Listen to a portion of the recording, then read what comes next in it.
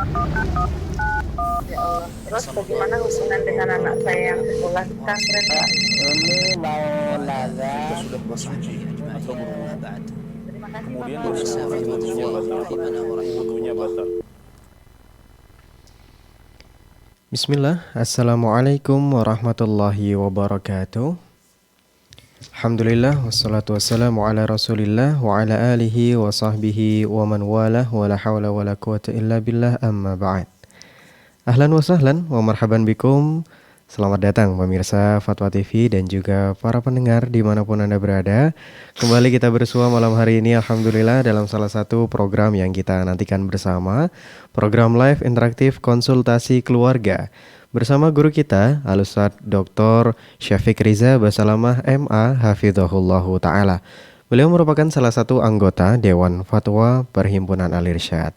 Dan insya Allah pemirsa malam hari ini kita akan menemani kebersamaan Anda dalam kurun waktu kurang lebih 1 jam mendatang. Dan insya Allah kami akan bacakan pertanyaan-pertanyaan yang sudah masuk ke meja redaksi kami. Dan juga kami akan berikan kesempatan kepada seluruh pemirsa dan juga para pendengar untuk nantinya bisa berinteraksi secara langsung bersama kami melalui layanan telepon yang kami buka di 0331 544 6087 dan juga Anda bisa menghubungi kami via WA di 0821 706087. Baik pemirsa Fatwa TV dan juga para pendengar, alhamdulillah malam hari ini telah bersama kita di studio Fatwa TV Jember Al-Ustadz Dr. Syafiq Riza Basalamah MA Hafizahullahu Ta'ala. Assalamualaikum Ustaz. Waalaikumsalam warahmatullahi wabarakatuh. Ahlan wa sahlan. Ahlan bikum Ustaz. Bagaimana kabar malam hari ini? Alhamdulillah bi khair wa afiyah. Bi khairin wa afiyah. Alhamdulillah. Alhamdulillah. Jember sudah mulai sering hujan ini Ustaz. Iya, kayaknya bukan hanya Jember ya, Anda lihat. Hampir di seluruh Indonesia. Hampir di kalau seluruh enggak sih. Belum. Kayaknya situ Bondo masih belum hujan. Tapi kadang-kala berpengaruh sama fisik kita Ustaz ya. Sahih. Makanya kita ketika hujan turun itu kan adabnya memang baca doa. Masya Allah. Allahumma shayyiban nafi'an. Artinya kita berharap hujan ini jadi manfaat. Masya Allah. Karena ada orang-orang yang hujannya jadi mudarat buat dia, anak-anaknya pada sakit. Iya. Ya. Boleh jadi karena dia juga nggak berdoa, nggak memohon kepada Allah berkah dari hujan tersebut. Ya. Akhirnya dia jadi petaka. Masya Allah. Padahal seharusnya jadi manfaat gitu. Masya Allah, betul Ustaz.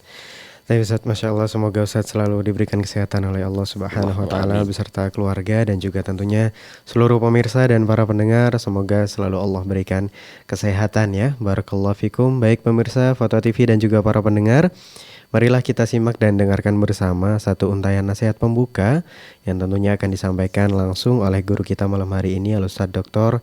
Syafiq Riza Basalamah MA Hafizahullahu Ta'ala. Baik, silakan Ustaz. Jazakallah khair. Alhamdulillah Rabbil alamin wa bihi nasta'inu ala umuri dunya wad din. Wassalatu wassalamu ala sayyidil mursalin wa imamil muttaqin. Qaidil ghuril muhajjalin sayyidina wa maulana Muhammadin wa ala alihi wa ashabi ajma'in. Amma ba'd. Pemirsa Fatwa TV dimanapun antum berada, semoga Allah senantiasa merahmati kita semua. Ada suatu tindakan yang menyebabkan banyak masalah dalam kehidupan kita ini, yaitu banyak berbicara. Dan yang paling banyak memasukkan orang ke neraka itu adalah lisannya. Di dalam membina rumah tangga, apabila pasangan tidak pandai menjaga lisannya, bahkan lisannya itu ada di balik akalnya, dia akan sering menyesal atas apa yang dia lakukan. Berapa banyak orang-orang yang menulis WA, kemudian sebelum WA itu dibaca dia hapus, karena dia berpikir ternyata yang dia tulis, yang dia ucapkan dalam tulisan itu tidak seharusnya dia katakan. Rasulullah sallallahu alaihi wasallam bersabda, "Man kana yu'minu billahi wal yaumil akhir falyaqul khairan aw liyasmut. Barang siapa yang beriman kepada Allah dan hari akhir, hendaklah dia berkata yang baik atau diam. Keributan di dalam rumah tangga banyak diantaranya disebabkan lisan. Ketika seorang marah, sulit dia mengontrol akalnya karena emosi sedang membara. Apa yang harus dia lakukan? Kata Nabi alaihi salatu wassalam, "Idza ghadiba ahadukum falyaskut." Apabila seorang sedang emosi, hendaklah dia diam. Istri diam, dia lagi marah, dia lagi sakit hati, diam. Soalnya kalau dia berbicara, biasanya yang diucapkan oleh lisannya ini ungkapan-ungkapan yang akan membahayakan dia di dunia dan di akhirat. Begitu pula sang suami. Ketika dia sedang emosi, diam.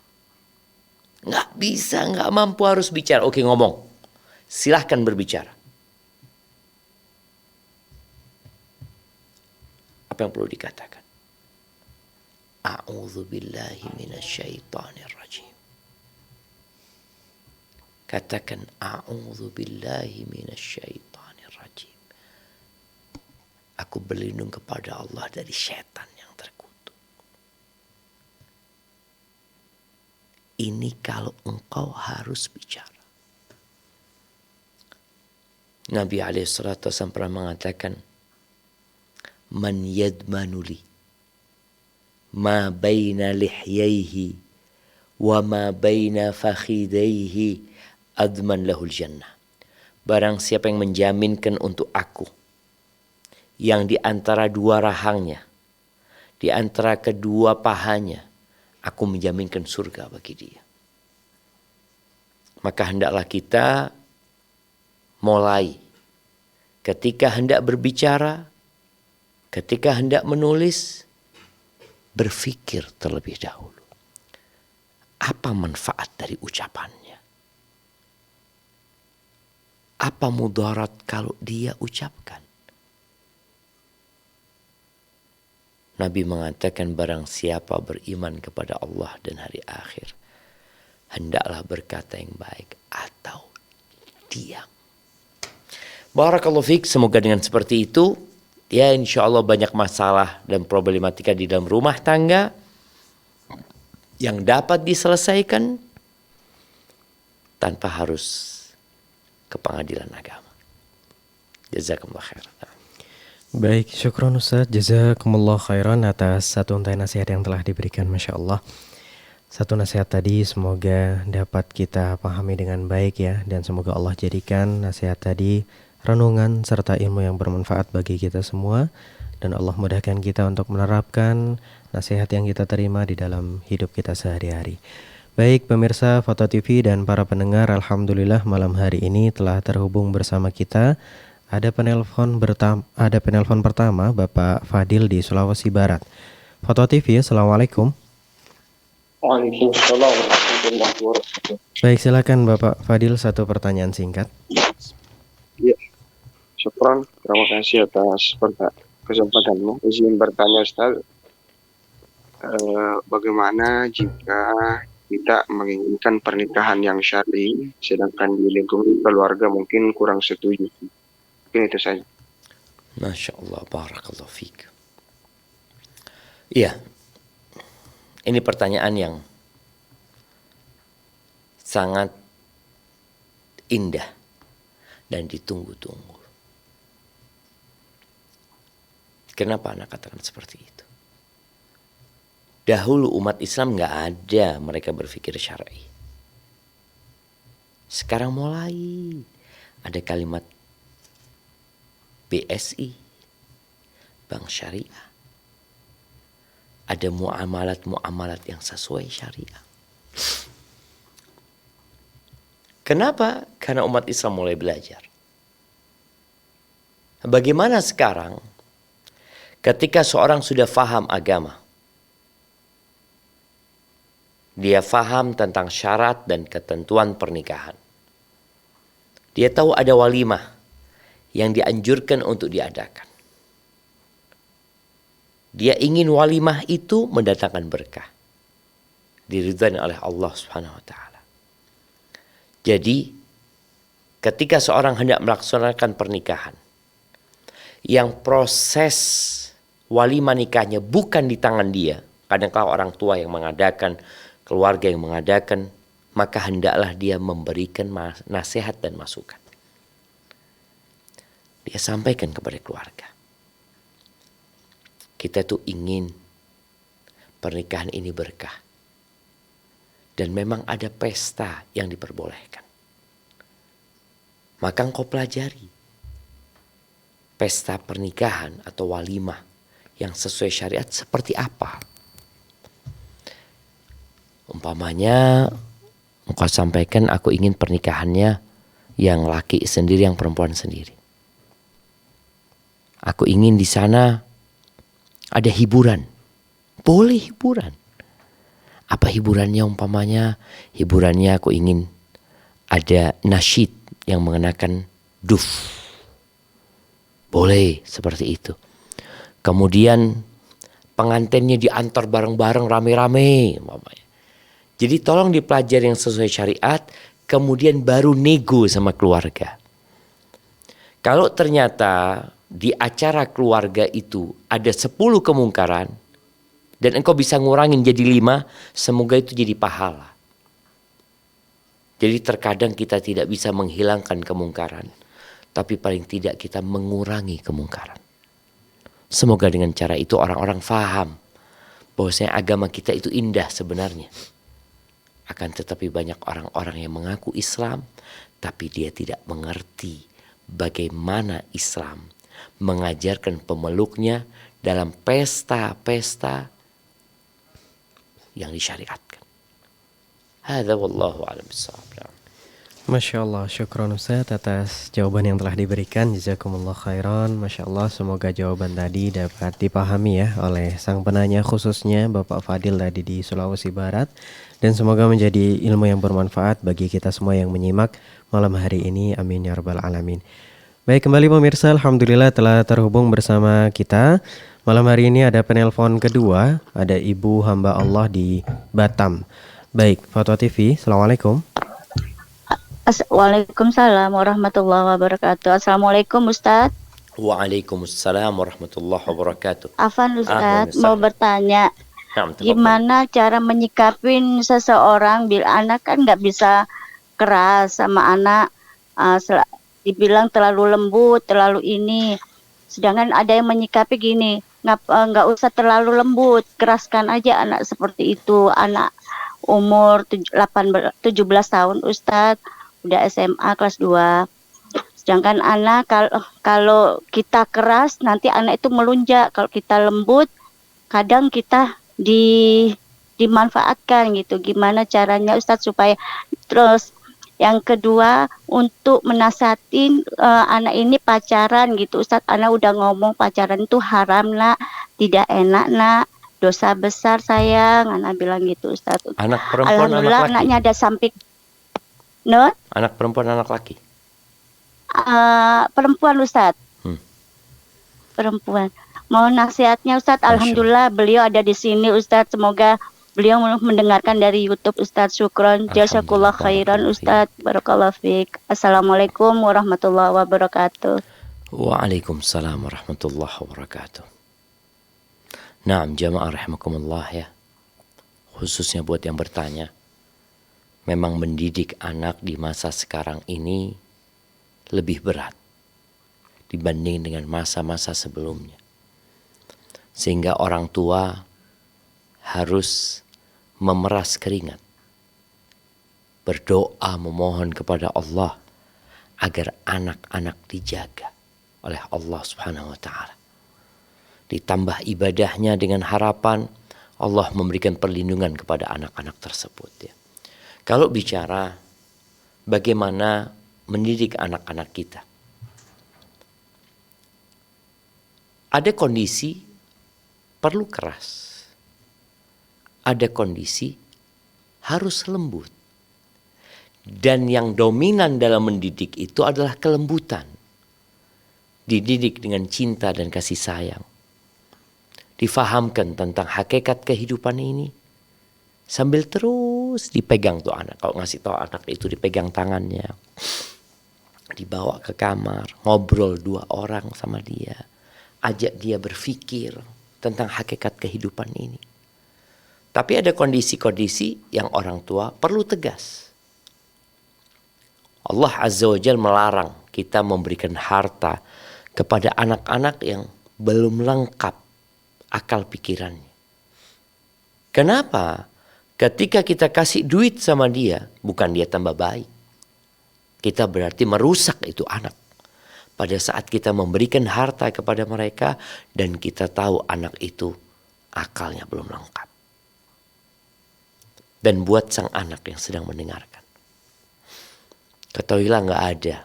Engkau tidak akan pernah menemukan dada yang lebih luas daripada dada ibundamu. Engkau tidak akan pernah menemukan hati yang lebih hangat daripada ibundamu. Tidak ada manusia yang menginginkan engkau lebih baik daripada dia kecuali orang tuamu. Maka ketika engkau mendapatkan nasihat dari orang tua, dengarkan. Dan minta pertolongan kepada Allah agar bisa menjalankannya. Ketika seorang ingin menikah, menikah. Jangan akhirnya engkau dimanfaatkan oleh laki-laki. Berapa banyak wanita yang dieksploitasi. Yang na'udzubillah. Sampai laki-laki itu berzina sama dia. Sampai hamil sama dia. Baru ribut yang mau menikah ini dan itu. Jangan sampai. Maka jaga kehormatan dirimu. Ketika engkau memang ingin menikah, ngomong sama orang tua. Oke, masih SMA. Gak apa-apa nikah masih SMA. Walaupun ada proses yang harus dijalankan ya di pengadilan. Nah, tapi syaratnya jangan pernah salah pilih pasangan hidup. Karena engkau akan menyesal selama-lamanya. Seorang yang tidak mau bersabar sesaat,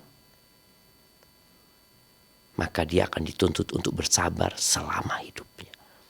Dan jangan pernah itu menimpa dirimu. Hadza wallahu a'lam bissawab.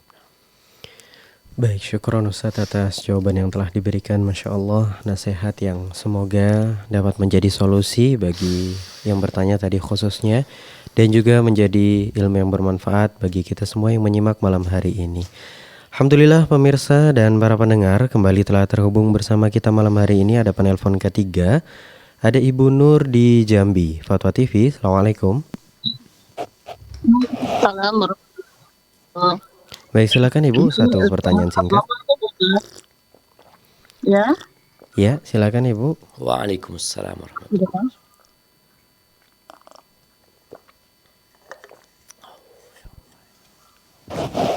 Baik, halo.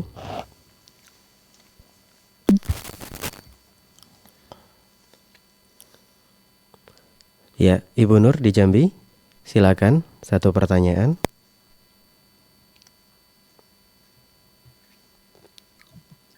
Ini Ustaz, saya mau tanya tentang apa ya keluarga. Anak kan punya adik. Ya, anak punya adik. Nah, Ya, halo Ustaz.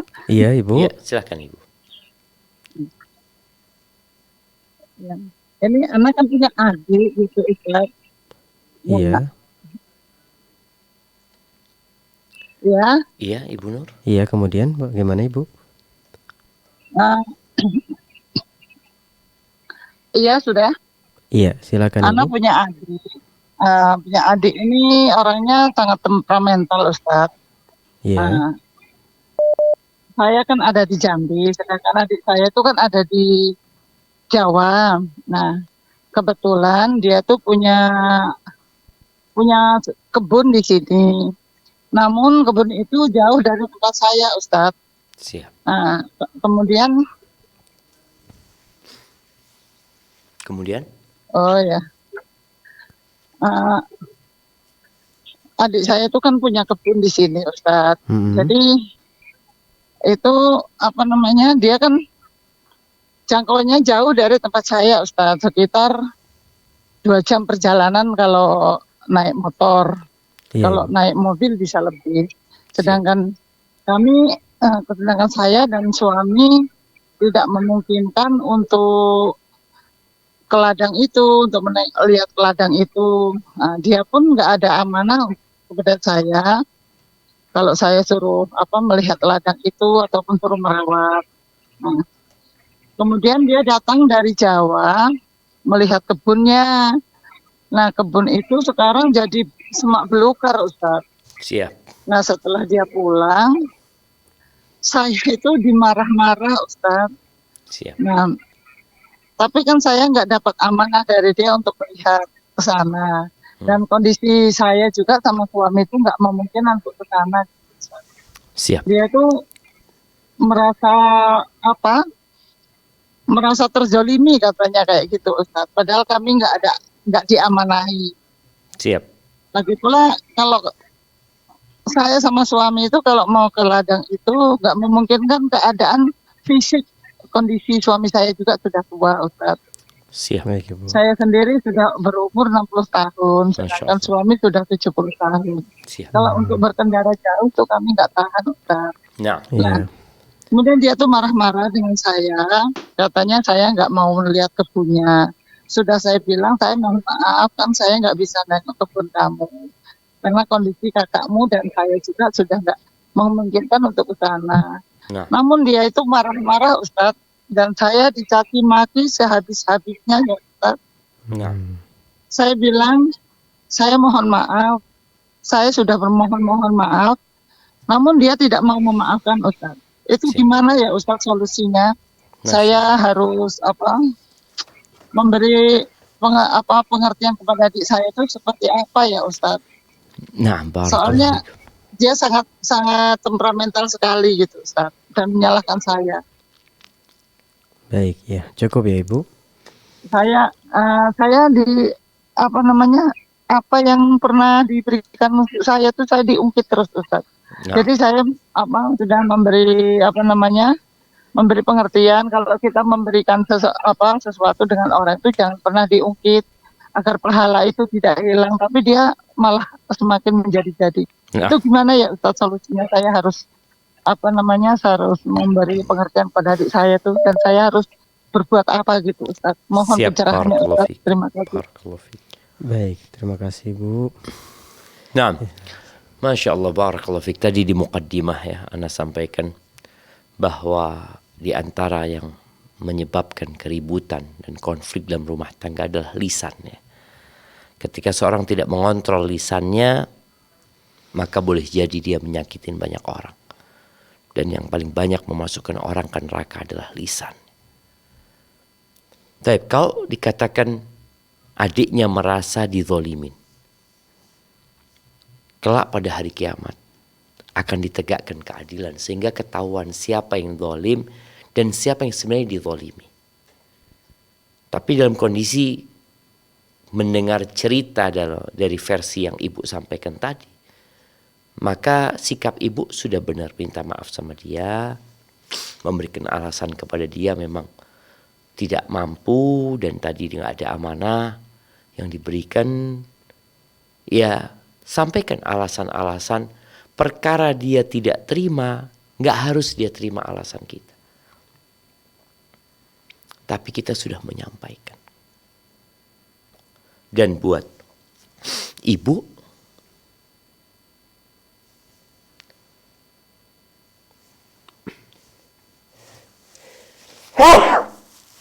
alhamdulillah. Alhamdulillah. Yahdikumullah yuslih balakum. Dan buat ibu bersabarlah ya. Dan jangan dijawab. Kalau ada orang marah, kita jangan pernah menjawab.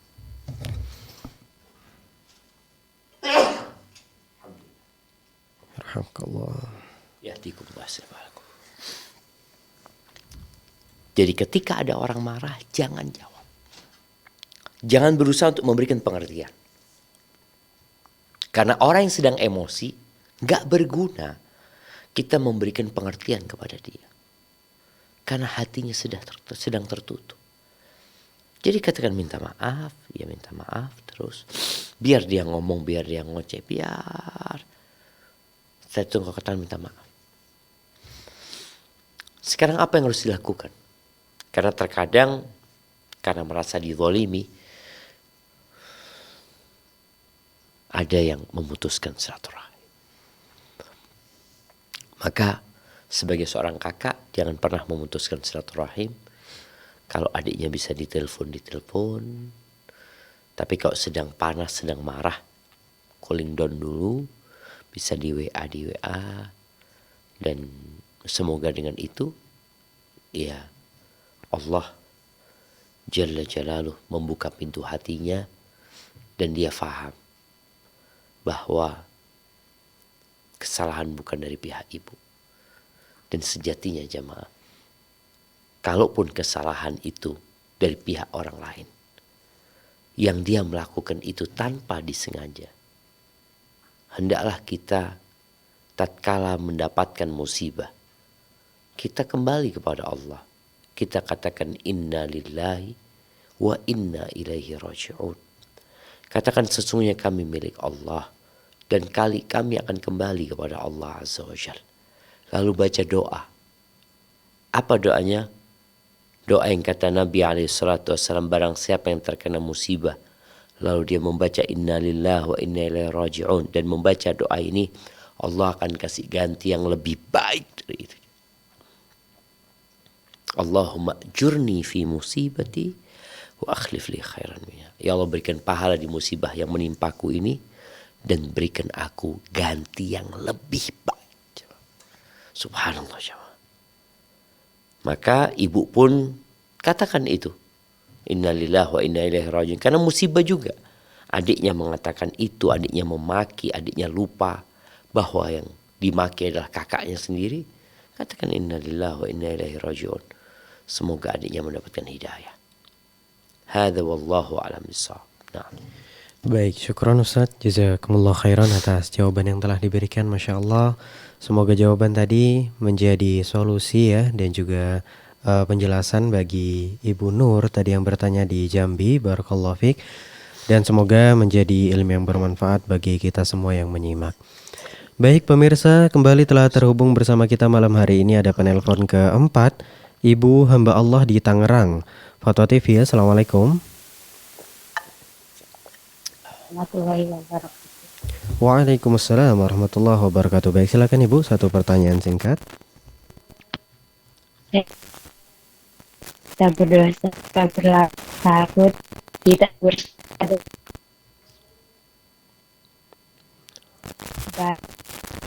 Afan Ibu, suaranya putus-putus ya. Bisa diulangi? Iya, mohon maaf Ibu, kurang jelas. Sepertinya gangguan sinyal ya. Mungkin bisa diulangi Bu, silakan.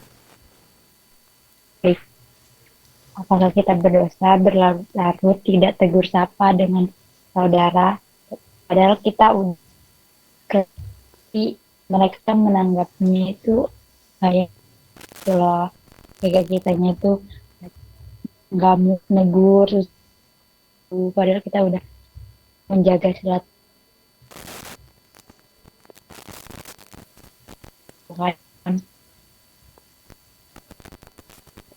Nah. Iya. Ya, masih terputus-putus. Tapi kayaknya udah. Iya, sedikit terdengar tadi bagaimana sikap ketika saudara tetap ingin memutus silaturahim, Ustaz. Walaupun kita sudah berusaha gitu untuk menjaga, tapi merekanya ya tetap gitu. Sepertinya seperti itu, Ustaz. Nah, pertanyaan dari Ibu hamba Allah tadi di Tangerang. Iya, ahibati fillah. Bicara rahim ini. Ketika Allah menciptakan rahim, rahim itu bergelantungan ke arsy Allah Azza wa Jalla. Rahim itu berkata, hadza maqamul a'idzi bika. Ini posisi seorang yang sedang meminta perlindungan kepadamu ya Allah. Rahim minta perlindungan. Lalu Allah Azza wa Jalla mengatakan, ala tardaina an asila man wasalaki wa aqta'a man qata'aki. Apa engkau enggak ridha dengan keputusanku ini? Aku akan menyambung orang yang menyambungmu, dan aku akan memutuskan orang yang memutusmu. Dan Nabi memberikan penjelasan dan pencerahan ya, tentang makna silaturahim yang sebenarnya. Atau makna silaturahim yang paling puncak. Laisal wasil bil mukafi. Yang disebut orang yang menyambung rahim dengan sempurna itu bukan yang bales-balesan. Kan ada yang dia berkunjung, kita berkunjung, dia kasih hadiah, kita kasih hadiah. Bukan itu al-wasil yang sempurna. Walakin al-wasil alladhi idza quti'at rahimuhu wasalaha. Yang disebut orang yang menyambung itu adalah orang yang apabila rahimnya diputus, dia nyambung. Dia yang menyambung. Maka disebut orang ini al-wasil.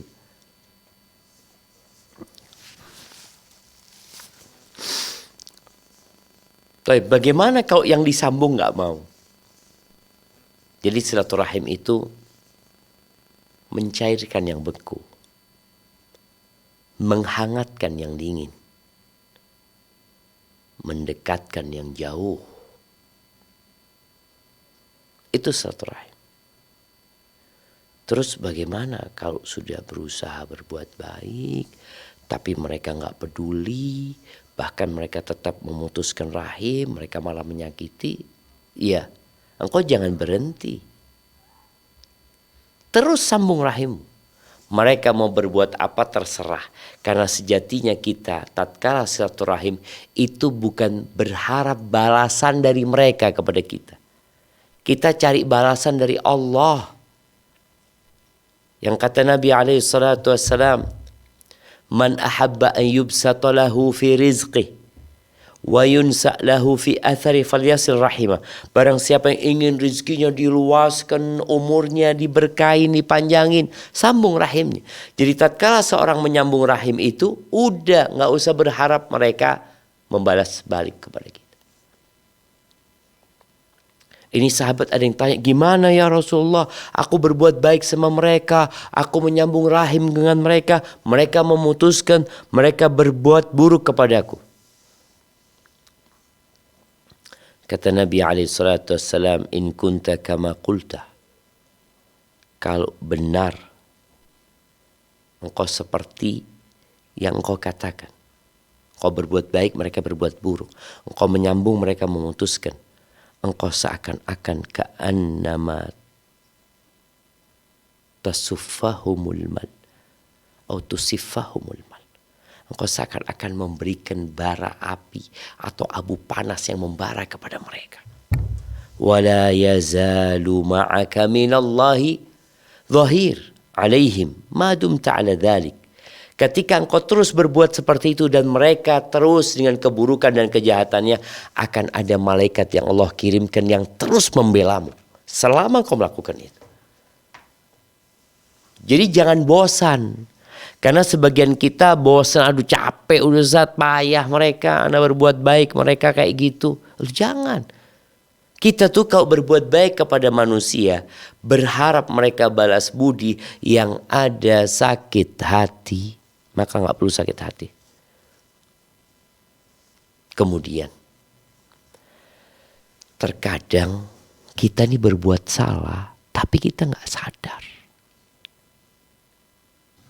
Mereka sakit hati sama kita. Mereka gak suka sama kita. Coba, engkau cari tahu sebabnya. Kirim orang atau gimana, kenapa sih engkau gak suka sama fulan? Boleh jadi ada sebabnya. Yang kita kalau ingin menyambung rahim, sebabnya dulu yang dihilangin. Manusia itu pandai menggunakan teropong. Untuk tahu teropong bintang atau teropong apa aja ya. Dia itu melihat sesuatu yang jauh. Dia nggak tahu dengan dirinya. Maka kita perlu sering-sering bercermin, nggak pakai teropong. Teropong itu melihat kesalahan orang. Tapi coba engkau pakai cermin. Engkau lihat masalahnya di mana. Boleh jadi aku sumber masalahnya. Dan sambil terus berdoa agar Allah membukakan pintu hati mereka kalau memang mereka yang salah. Hadza wallahu a'lam bissawab. Masya Allah. Berarti tidak mudah Ustaz ya menjadi penyambung silaturahim ini Ya, tadi. iya, kalau sudah nyambung berarti nggak nyambung gitu. Nah, Ustaz. Maka kalau ada yang berbuat jahat sama kita, itulah perjuangan kita. Masya Allah. Dan di situ pahala yang sempurna. Nah, Pahala yang sempurna. Baik. Masya Allah. Barakallahu fikum Ustaz. Jazakumullah khairan atas nasihat dan jawaban yang telah diberikan. Masya Allah. Semoga dapat menjadi solusi ya bagi ibu hamba Allah tadi yang bertanya di Tangerang. Dan semoga dapat memberikan pencerahan bagi kita semua yang menyimak malam hari ini. Baik pemirsa Fatwa TV dan para pendengar, alhamdulillah kembali telah terhubung bersama kita. Ada penelpon kelima malam hari ini, ada Ummu Faruk di Jakarta Timur. Fatwa TV, assalamualaikum. Waalaikumsalam warahmatullahi wabarakatuh. Baik, silakan Ummu Faruk, satu pertanyaan singkat. Ya, mau nanya, Ustadz, bagaimana kita menanggapi suami yang atau seorang ayah yang suka menceritai aib anak-anaknya dan istrinya gitu kepada orang lain, pada saudara-saudaranya, saudara-saudara suami gitu, Ustadz. Jadi suami ini suka menceritakan aib istri dan dan anak-anaknya. Dan anak-anaknya. Kalau anak kan sudah lama ya dengar, kalau anak mah sudah diceritain, tapi anak udahlah biarin aja lah gitu. Nah, Tapi kalau anak itu saya anak sampai sakit hati Ustaz, kalau anak itu saya dengar sendiri dia suka telepon ke saudaranya, dia ceritain kesalahan-kesalahan anak-anaknya gitu. Bagaimana ya Ustaz menanggapinya? Apa Ustaz? iya, jamaah rahimakumullah. Ada dua hal di sini. Yang pertama berkaitan dengan yang bertanya. Karena yang bertanya bukan suami, engkau yang bertanya. Nasihat ana demi menjaga rumah tanggamu, abaikan hal itu. Iya, perbuatan dia memang gak baik, gak benar. Tapi kalau engkau gak punya kontrol atas suamimu, ya udah abaikan, pura-pura gak dengar. Tis'atu a'syar husnul khuluq fit taghaful, kata para ulama. 90% akhlak mulia itu terletak di taghaful. Taghaful itu pura-pura gak ngeliat, pura-pura gak dengar, pura-pura bodoh. Karena kalau ditanggepin, kau akan sakit hati. Yang kedua, kritikan-kritikan suami terhadap dirimu sebagai seorang istri dan kepada anak-anakmu sebagai anak dia dan anakmu juga. Maka jadikan itu bahan evaluasi untuk memperbaiki diri. Boleh jadi benar, memang kau berbuat salah. Tapi kan caranya salah. Oke, kita gak punya kontrol sama dia. Oke, cara dia salah, dia mencari katakan dosa, dia akan dihisap kelak pada hari kiamat. Dan dia akan mendapatkan apa yang dia kerjakan sebenarnya. Tapi karena yang bertanya ini istri, maka nasihat ana, udah. Engkau pura-pura gak peduli. Dan jadikan kritikan-kritikan itu, keburukan-keburukan yang dilihat oleh suami dan diceritakan kepada orang lain sebagai bahan evaluasi untuk dirimu dan kau memperbaiki diri. Ingat pesan seorang ulama yang mengatakan idza ramakan nas bil hijara fajma' tilkal hijara wabni biha sullaman nahwan najah. Apabila orang-orang melemparimu dengan batu, maka tangkap itu batu, kumpulkan itu batu, bikin anak tangga menuju kepada kesuksesanmu. Dan kau sebagai seorang ibu, tetap engkau motivasi anak-anak untuk berbakti sama bapaknya. Suruh anak-anakku berbakti sama bapaknya. Gak perlu kau ceritakan hal-hal yang hanya akan membuat kerenggangan di antara hubungan ayah sama anak-anaknya. Udah sabarlah. Engkau akan mendapatkan pahala atas kesabaranmu. Tapi sekali-kali ketika ada waktu, kau perlu duduk sama suami. Sampaikan kepada suami. Gimana bang kalau aku itu nyeritakan keburukan anak-anak ini kepada keluargaku? Atau gimana menurutmu bang kalau aku cerita keburukan pasangan hidup kepada orang tuaku? Artinya balik, engkau bertanya gimana kalau engkau yang berbuat salah itu, dengan harapan suami sadar. Kalau nggak bisa, mungkin perlu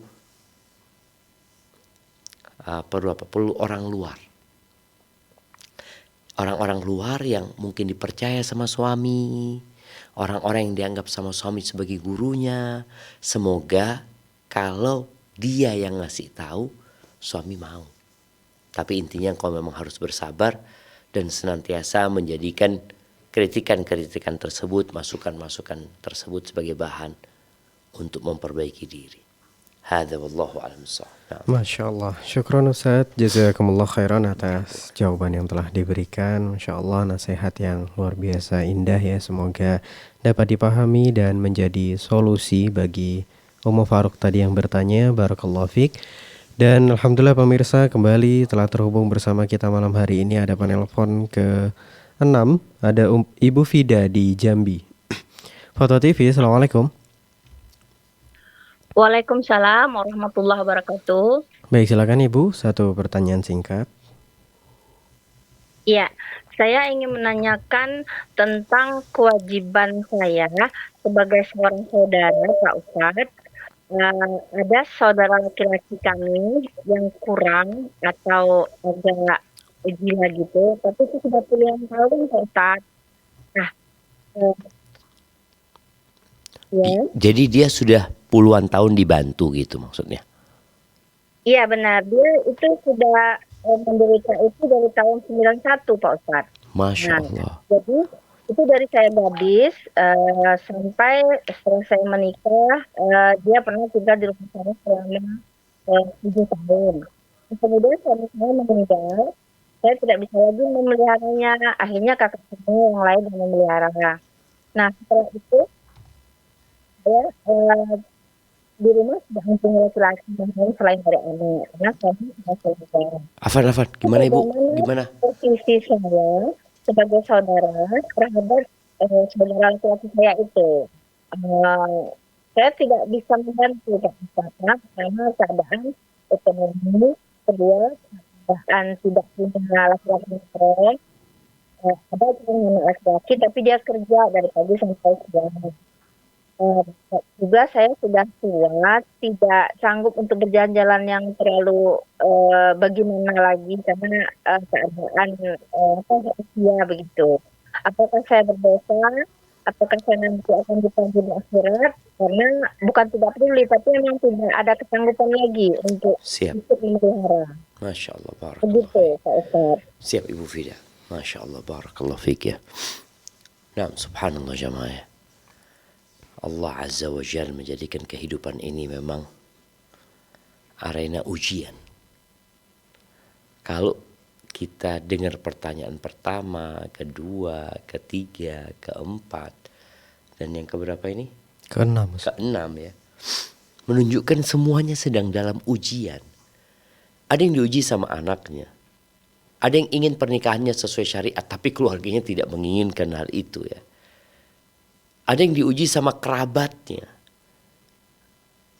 Yang sekarang ini diuji, dia ditinggal mati suami. Kemudian ada saudara yang membutuhkan bantuan, tapi dia nggak mampu. Allah Azza wa Jalla mengatakan, La yukallifullah nafsan illa wus'aha. Allah tidak memberikan beban kepada hambanya melebihi batas kemampuan dia. Semua ujian itu, semua bala yang turun itu sudah ditakar sesuai dengan kemampuan. Jadi ketika sang ibu nggak mampu anak memberi bantuan, ya udah kau nggak dosa. Tapi apakah benar kau tidak mampu? Ini bicara tentang silaturahim ya, menyambung rahim. Jadi menyambung rahim itu atau silaturahmi itu yang banyak diterjemahkan berkunjung, tidak. Silaturahmi itu menyambung hubungan baik dengan kerabat kita. Boleh jadi dengan memberikan nafkah kepada mereka Boleh jadi dengan mengucapkan ucapan selamat terhadap kondisi-kondisi mereka yang sedang berbahagia, turut berduka cita, bela sungkawa, itu silaturahim. Jadi kalau engkau tadi nggak mampu secara finansial, mungkin kau mampu memberikan motivasi kepada dia, mendoakan dia. Jadi ketika orang tidak mampu berbagi harta, maka berbagilah waktu untuk dia sebagai bentuk kepedulian kepada dia ya, sambil didoakan dia. Jadi kalau bicara apakah akan ditanya ya, pertanyaan di hari kiamat itu boleh jadi kita akan ditanya. Ketika kita sudah menjalankan tugas kita, selesai. Tapi kalau ternyata memang kita yang mengabaikan dirinya, maka dikhawatirkan kita harus mempertanggungjawabkannya nanti. Hadza wallahu a'lam bissawab. Na'am. Baik, syukran Ustaz atas jawaban yang telah diberikan. Jazakumullah khairan, Masya Allah. Semoga jawaban ini dapat memberikan penjelasan ya bagi Ibu Fida tadi yang bertanya, dan semoga kebaikan beliau diterima di sisi Allah, dan semoga kita dapat termotivasi ya dengan salah satu kebaikan dari saudara kita ini. Barakallahu fiik. Baik pemirsa Fatwa TV dan juga para pendengar dimanapun Anda berada. Kemudian kita sapa penelpon yang ke-7. Kali ini ada Ibu Titin di Tasikmalaya. Fatwa TV, Assalamualaikum. Waalaikumsalam. Baik, silakan Ibu Titin. Iya, kemarin saya habis ketipu ya. Siap. Saya minta solusinya gitu, biar orang itu gimana gitu, biar soleh gitu, biar membalikan uangnya gitu. Ketipu kesalahan ibu apa kesalahan dia? Nama Ibu Titin. Saya belum menerimanya gitu sih, biar saya gimana gitu, hatinya tuh tenang gitu, ingat terus gitu. Siap Ibu. Iya. Masya Allah, barakallahu fiik. Ya, yang pertama buat Ibu Titin, peristiwa yang sudah terjadi adalah takdir Allah Azza wa Jalla yang sudah ditulis sebelum Ibu Titin lahir. Bahkan sebelum adanya bumi ini. 50.000 tahun sebelum penciptaan langit dan bumi, Allah memerintahkan kepada pena untuk menulis semua yang bakal terjadi sampai hari kiamat. Di antara yang ditulis di sana adalah Ibu Titin kena tipu. Katakan inna lillahi wa inna ilaihi raji'un. Allah mengatakan walanabluwannakum bisyai'in minal khauf wal ju' wa naqsin minal amwali wal anfusi wath thamarat. Kata Allah, kami benar-benar akan memberikan ujian kepada kalian yang bentuknya sedikit rasa takut, kelaparan, kekurangan harta, kekurangan orang-orang yang dicintai, kekurangan hasil panen, gagal panen. Wa basyiris sabirin, berikan kabar gembira kepada orang-orang yang bersabar. Siapa yang ketika kena musibah mereka mengatakan innalillahi wa inna ilaihi raji'un. Maka Ibu Titin katakan itu. Terima takdir ini. Dan ketahuilah, yang sudah ditetapkan hilang dari harta kita akan tetap hilang walaupun kita menjaganya. Tapi yang menjadi rezeki kita akan datang kepada kita walaupun seluruh penduduk bumi ini tidak menginginkan hal itu terjadi. Maka hendaklah meyakini takdir Allah Azza wa Jalla. Kemudian pandanglah kepada hikmah musibah yang datang itu untuk menghapuskan dosa. Uang hilang, tapi dosa dihapuskan, itu nikmat. Daripada uang ada, dosa kita bertumpuk-tumpuk. Banyak-banyak membaca la haula wa la quwata illa billah. Hasbunallah wa ni'mal wakil. Dan yakin Allah akan memberikan ganti yang lebih baik. Kemudian yang terakhir, kalau peristiwa itu terjadi, boleh jadi karena dosa-dosa yang dilakukan, hendaklah segera bertobat memohon ampun kepada Allah Azza wa Jalla. Karena kata Allah Azza wa Jalla, ma asabaka min hasanatin fa min Allah. Kebaikan yang menimpamu itu dari Allah. Wa ma asabaka min sayyi'atin fa min nafsik. Kalau engkau ditimpa perkara yang tidak menyenangkan, itu karena engkau sendiri. Nggak perlu cari kambing hitam. Boleh jadi kita penyebabnya. Kita yang terlalu berambisi. Kita yang ingin lebih. Akhirnya mudah ditipu. Orang-orang yang berambisi itu adalah orang-orang yang mudah ditipu. Karena ambisi dia. Maka tolong kalau memang penyebabnya dari diri kita, hendaklah ibu memperbanyak istighfar, memohon ampun kepada Allah Azza wa Jalla. Hadza wallahu a'lam bissawab. Nah. Masya Allah, syukron Ustaz atas nasihat dan jawabannya. Berarti jauh lebih baik kita minta ganti yang lebih baik kepada Allah Ustaz ya, daripada minta harta itu dikembalikan. Orang itu kembalikan. Ustaz, ya. Ya doakan orang itu dapat hidayah. Iya, tapi jangan berharap sama manusia. Karena yang ada kecewa 2 kali nanti. Kecewa 2 kali nanti. Udah minta sama Allah dan insya Allah diganti yang lebih baik sama Allah. Amin. Baik.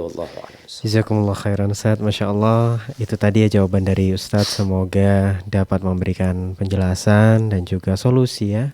Dapat menenangkan Ibu Titin dari Tasikmalaya tadi. Semoga Allah berikan ganti yang jauh lebih baik. Dan Allah berikan jalan keluar dari setiap masalah. Baik, barakallahu fikum pemirsa. Kembali kita ada penanya ke-8 kali ini. Insya Allah kita masih ada waktu 8 menit Ustaz. Ada Abu Royan di Lampung, Fatwa TV. Assalamualaikum.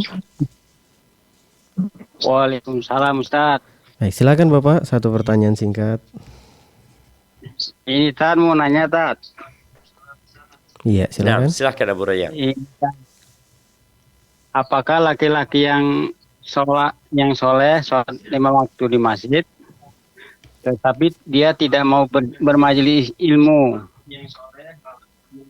apakah dia termasuk laki-laki yang soleh Ustaz? Masya Allah. Siap. Baik, cukup ya Bapak. Baik, barakallahu fikum. Ya. Ini pertanyaan menarik ini ya.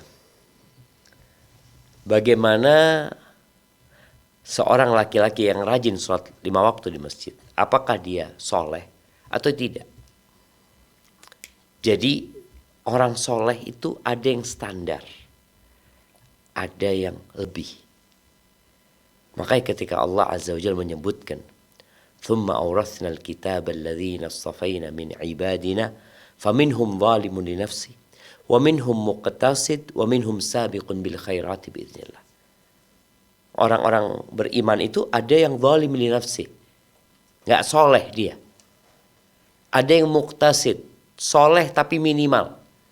Artinya dia melaksanakan kewajiban, meninggalkan yang haram. Ini soleh, muqtasid. Wa minhum sabiqun bil khairati biidznillah. Ada di antara mereka yang berlomba-lomba dalam kebaikan. Orang yang sholat 5 waktu, tapi dia nggak mau belajar ilmu, ya dia standar. Dan boleh jadi dia ada yang kurang dari diri dia. Berapa banyak orang-orang yang ahli ibadah, tapi gara-gara tidak mau menuntut ilmu, dia mudah masuk perangkap iblis. Karena dia nggak punya ilmu.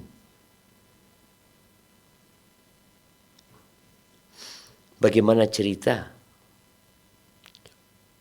seorang yang membunuh 99 orang. Kemudian dia tanya, tahu-tahu dikasih tahu orang soleh yang ahli ibadah tapi nggak punya ilmu. Ceritalah dia, aku ini telah membunuh 99 orang, apakah masih ada kesempatan aku untuk bertobat? Kata orang ini, engkau sudah bunuh 99 orang, nggak ada tobat buat engkau. Dibunuh orang ini. Tuh, orang soleh, orang ahli ibadah tapi nggak punya ilmu, mudah dia melakukan kesesatan dan menyesatkan orang. Gara-gara fatwa dia, nih orang bunuh dia. Akhirnya dia tanya kepada orang yang alim, baru dikasih tahu, loh, nggak ada yang menghalangimu dari pintu tobat. Pintu tobat itu terbuka selama matahari belum terbit dari ufuk barat, dan terbuka selama ruh belum sampai ke kerongkongan. Dan subhanallah, Orang yang ahli ibadah tapi nggak mau belajar ilmu, itu resikonya besar. Di sini di Jember ini, beberapa kali ana mendapatkan sebuah pertanyaan. Seorang anak yang mengatakan, ana punya bapak itu Ustaz, ya Allah Ustaz, rajin ibadah Ustaz. Dia suka berbagi. Dia suka puasa Senin Kemis. Tahu-tahu sekarang bapak mertuanya dia cerita. Bapak mertua ana sekarang tidak sholat. Karena dia beranggapan makomnya sudah cukup. Sehingga dia nggak perlu lagi beribadah. Apa penyebabnya? Karena nggak mau belajar ilmu. Ilmu agama ini tiap pagi diminta sama Nabi SAW. Allahumma inni as'aluka ilman nafi'an. Ya Allah, aku memohon kepadamu ilmu yang bermanfaat. Dan Nabi alaihi salatu wasallam tidak pernah disuruh meminta tambahan kecuali tambahan ilmu. Wa qul rabbi zidni ilman. Katakan Muhammad, wahai Rabbku, tambahkan buat aku ilmu. Jadi kalau dia rajin sholat ke masjid, ya alhamdulillah dia melaksanakan kewajibannya. Cuma tadi ada beberapa hal yang perlu dicari sama dia. Dan menuntut ilmu itu adalah ibadah yang tidak dapat ditandingi oleh ibadah-ibadah lainnya kalau niatnya benar. Kenapa? Karena orang kalau beribadah itu manfaatnya buat diri dia sendiri. Tapi kalau orang belajar ilmu, manfaatnya buat dia dan buat orang lain. Hadza wallahu a'lam bishawab. Masya Allah, syukran Ustaz atas jawaban yang telah diberikan. Perihal nuntut ilmu tadi Ustaz, apa harus datang langsung atau boleh online Ustaz? Bisa jadi orang tadi kan online Ustaz ya, nggak kelihatan datang langsung gitu mungkin. Iya. Ya sekarang dengan adanya kemudahannya Iya, orang bisa belajar, nggak ada alasan tidak belajar. Nah Ustaz. Tadi kalau memang di tempatnya nggak ada ustadz yang bisa membimbing ya, sekarang ada Fatwa TV, ada banyak. Masya Allah. Ada banyak sarana lah orang itu untuk belajar. Iya Ustaz. Tapi kalau tadi orang ini melihat dia kok nggak pernah ngaji ya, seperti itu, atau boleh jadi dia ngajinya online, Iya, atau boleh jadi dia memang enggak. Ketika ditanya, engkau kenapa nggak ngaji, mau nggak belajar ilmu? Enggak lah, aku mau beribadah aja gitu. Mungkin ada yang seperti itu memang. Iya. Taib, Masya Allah, syukran Ustaz atas jawaban yang telah diberikan. Itu tadi menjadi pertanyaan terakhir Ustaz pada pertemuan malam hari ini. Jazakumullah khairan atas ilmu dan jawabannya Ustaz. Semoga Allah selalu menjaga Ustaz dan keluarga. Amin ya rabbal alamin. Baik pemirsa Fatwa TV dan juga para pendengar dimanapun Anda berada, qadarullah karena waktu yang membatasi, maka usai sudah perjumpaan kita malam hari ini pada program live interaktif konsultasi keluarga. Baik, sebelum kami tutup, kami ingin mengajak pemirsa sekalian guna memanfaatkan peluang untuk berjuang bersama kami dalam syiar dakwah Islam di Fatwa TV melalui rekening aktif kami yang bisa Anda saksikan di layar kaca Anda masing-masing. Dan kepada para pemirsa yang belum sempat bertanya, kami mohon maaf. Dan insya Allah bisa menanyakan kembali di program live interaktif yang berikutnya setiap hari Senin sampai dengan hari Jumat sesuai dengan jadwal yang telah ditentukan. Dan informasi seputar Fatwa TV dan juga Dewan Fatwa bisa Anda akses dengan sangat mudah melalui alamat website kami di fatwatv.id dan juga dewanfatwa.com. Baik pemirsa Fatwa TV dan juga para pendengar, kami mewakili rekan kerja yang bertugas pamit undur diri. Sampai berjumpa kembali pada program live interaktif yang berikutnya. Wassalamualaikum warahmatullahi wabarakatuh. Ya Allah. Terus bagaimana hubungan dengan anak saya yang sekolah pesantren? Ini mau nanya. Sudah bersuci